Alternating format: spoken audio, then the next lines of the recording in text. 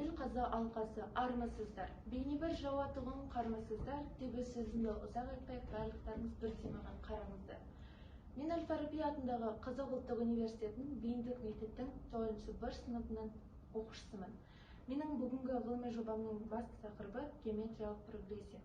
Алдымен, геометриялық прогрессия деген не? Прогрессия сөзі латын тілінен аударғанда өсу деген мағынаны білдіреді. Яғни 2 көбейтілген 2, 4, 4 көбейтілген 4, 16. Бұл жерде өсу процесі орын алып отыр. Ал геометриялық прогрессия дегеніміз сандар тізбегінің белгілі бір еседе артуы, немесе кері қарай артуы. Енді тарихына көз қырын салып кетсек, үнді аңызы бойынша ертедегі Индияның патшасы Ширам шахматты ойлап тапқан өнертапқыш Ситаны өзіне шақырып, осындай тамаша ойынды ойлап тапқан үшін саған қандай сыйлық сыйлайын деп сұрапты. Сол кезде өнертапқыш патшадан шахматтың тақтасының бірінші клеткасына 1-ден, екіншісіне 2-ден, үшіншісіне 4-ден, төртіншісіне 8-ден және ары қарай кете берген. Яғни әр клеткаға алдындағыдан 2 есе артық дән салуын сұрапты. Алғашында патша осыншалықты оңай сұраққа таң қалады да өзінің Ситанына бұйрық береді орындауға.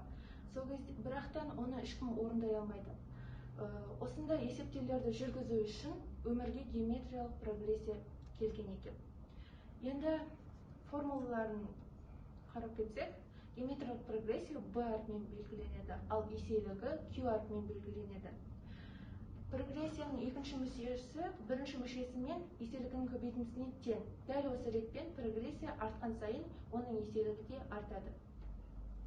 Енді өмірде қолдануын көрсек, біз геометриялық прогрессияны өмірімізде де қолданамыз. Мысалға, алдыңғы жылдың наурыз айында коронавирус инфекциясымен ауырғандар саны 4 адам болды. Кейін ауырғандар саны геометриялық прогрессия бойынша өсіп кетті. Яғни бірінші күні 4 адам, екінші күні 24 адам, үшінші күні 36 адам. Және де қоқыс қалдықтарының өсуі де геометриялық прогрессияға айқын дәлел болып келеді. Енді қорытындысына келетін болсақ, геометриялық прогрессия өмірімізде ғана емес, және де сонымен қатар математика ғылымдарында да маңызы өте зор болып табылады.